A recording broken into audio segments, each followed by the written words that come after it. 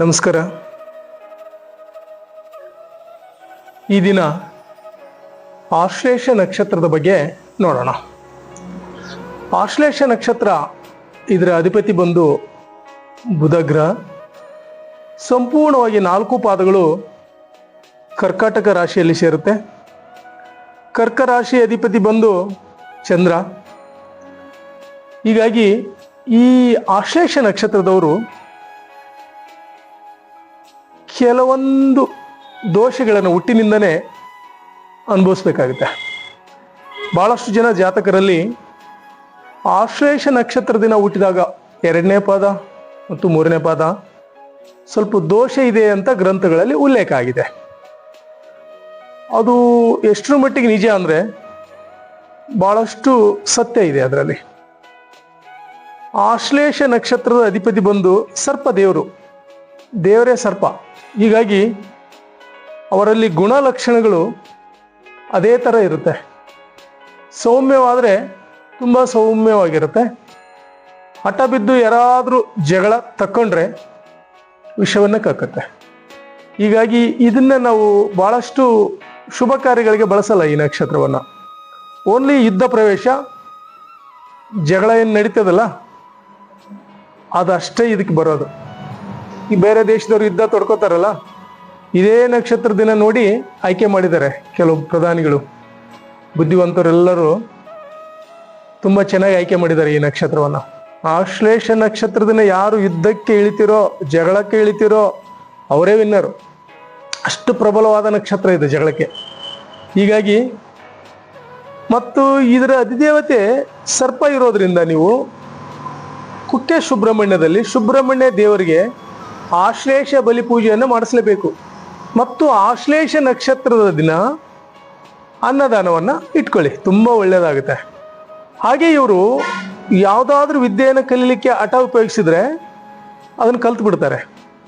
ಒಂದು 8-10 ಜನರು ಯಾವುದೋ ಒಂದು ಉದ್ಯೋಗದ ಟೀಮು ಯಾವುದಾದ್ರೂ ಆಗಿರಲಿ, ತಾಲೂಕು ಆಫೀಸ್ಗಳಲ್ಲಾಗಿರಲಿ, ವಕಾಲತ್ನಲ್ಲಾಗಿರಲಿ, ವೈದ್ಯಕೀಯದಲ್ಲಾಗಿರಲಿ, ಸಾರಿಗೆಯಲ್ಲಾಗಿರಲಿ, ಎಲ್ಲದರಲ್ಲೂ ಇವರು 8-10 ಜನರಲ್ಲಿ ಒಬ್ಬರು ಆಶ್ಲೇಷ ನಕ್ಷತ್ರದವರು ಇದ್ದರೆ ಬೇರೆಯವ್ರದ್ದು ಎಲ್ಲದನ್ನ ಸೈಡ್ಗಿಟ್ಟು ಇವರು ಮುಂಚೂಣಿಯಲ್ಲಿ ನಂದೇ ಮೇಲು ಅನ್ನುವಷ್ಟರ ಮಟ್ಟಿಗೆ ವರ್ತನೆಗಳಿರ್ತವೆ ಇವ್ರದ್ದು. ನಿಮ್ಗಾಗಲೇ ಅನಿಸ್ತಿರುತ್ತೆ ನಂದೆಲ್ಲಿ ತಂದು ಇಕ್ಕಲಿ ಅಂತ ಬಂದ್ರು ನೋಡು ಅಂತ ಸೈಡ್ ಇರೋರು ಅನ್ಕೋತಿರ್ತಾರೆ. ಅಂದರೆ ಇವ್ರು ಮುಂದೆ ಹೋಗಿರ್ತಾರೆ ಅಂದರೆ ಇವರೇ ಆಶ್ಲೇಷ ನಕ್ಷತ್ರದವರು ಅಂತ ನೀವು ಗೆಸ್ ಮಾಡ್ಬೋದು. ಏನಾದರೂ ಟ್ಯಾಲೆಂಟ್ ಉಪಯೋಗಿಸಿ ತಾವು ಮುಂಚೂಣಿಗೆ ಬರಲಿಕ್ಕೆ ನೋಡ್ತಾ ಇರ್ತಾರೆ. ನೀವು ಎಷ್ಟೇ ಒಳ್ಳೆ ಕಾರ್ಯಗಳನ್ನು ಮಾಡಿರಿ ಸಹೋದ್ಯೋಗಿಗಳು, ಅದನ್ನಲ್ಲಿ ಗೌನ್ ಬಿಟ್ಬಿಡ್ತಾರೆ ಸೈಡಿಗೆ.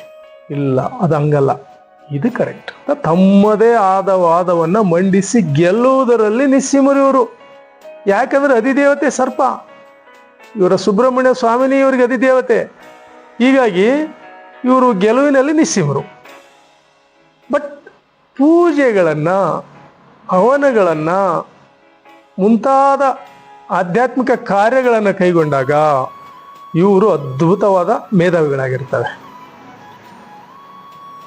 ಮತ್ತು ಯಾವುದೇ ವಿಚಾರವನ್ನು ತೆಗೆದುಕೊಳ್ಳಿ, ಇವರಲ್ಲಿ ನಿಸ್ವಾರ್ಥತೆ ಭಾಳ ಇರ್ತದೆ, ಸ್ವಾರ್ಥ ಕಮ್ಮಿ.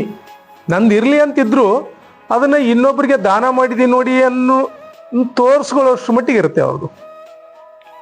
ಮುಂಚೂಣಿಯಲ್ಲಿ ಹೋಗ್ತಾರೆ, ನಂದೇ ನಡಿಬೇಕಂತಾರೆ, ಆಮೇಲೆ ಅಲ್ಲಿ ತೆಗೆದುಕೊಂಡಂಥ ಗಿಫ್ಟ್ ಕಾರ್ಯ ಏನೇ ಇದ್ರು ಇನ್ನೊಬ್ಬರಿಗೆ ದಾನ ಮಾಡ್ತಾರೆ. ಅಂಥ ಒಂದು ಬ್ಯೂಟಿಫುಲ್ ಕ್ಯಾರೆಕ್ಟರ್ ಇದೆ ಇವರಲ್ಲಿ ಅನ್ಬೋದು. ಏನು ಹಿಂಗಾದ್ರೂ ಆಮೇಲೆ ಇಸ್ಸರಳಿದಾರಲ್ಲ ಇವರು ಅಂತ. ಅಷ್ಟೇ ಅವ್ರದ್ದು. ಕೋಪ ಬಂದಾಗ ಅಷ್ಟೇ ಅವ್ರದ್ದು. ನಾಗರಾವ್ ಹೆಂಗೆ ಬುಸ್ ಗುಡ್ದದೋ, ಕೋಪ ಇಳಿದ ನಂತರ ಸೈಲೆಂಟ್ ಆಗಿ ದೇವರ ಹತ್ರ ಇದ್ದು ಬಿಡೋ ನಾಗರಾವ್ ಇವರು. ಹೀಗಾಗಿ ಈ ನಕ್ಷತ್ರದವರು ಒಳ್ಳೆ ಒಂದು ಜಾತಕರು ಮತ್ತು ದೈವಾಂಶ ಸಂಭೂತರು. ಭಗವಂತ ಶ್ರೀ ಸುಬ್ರಹ್ಮಣ್ಯ ಸ್ವಾಮಿಯ ಅನುಗ್ರಹ ಇರೋದ್ರಿಂದ ಇವರಿಗೆ ಯಾವುದೇ ಥರದ ತೊಂದರೆಗಳು ಇಲ್ಲ.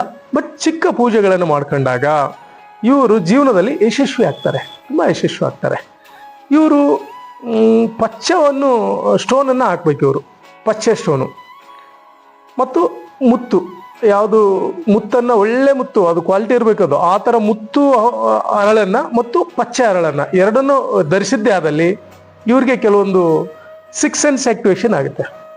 ಮುಂದೆ ಆಗೋ ಘಟನೆಗಳನ್ನು ಈಗಲೇ ಹೇಳುವಷ್ಟು ಜಾಗೃತ ಸ್ಥಿತಿ ಇವರ ಮನಸ್ಸಿನಲ್ಲಿ ಸೂಕ್ತವಾಗಿರುತ್ತೆ. ಅಷ್ಟೊಂದು ಒಳ್ಳೆ ಒಂದು ಮೇಧಾವಿಗಳು. ಹೀಗಾಗಿ ಈ ನಕ್ಷತ್ರದವ್ರು ಯಾರಿದ್ರೋ ಆಶ್ಲೇಷ ಬಲಿ ಪೂಜೆಯನ್ನು ಮಾಡಿಸ್ಕೊಳ್ಳಿ.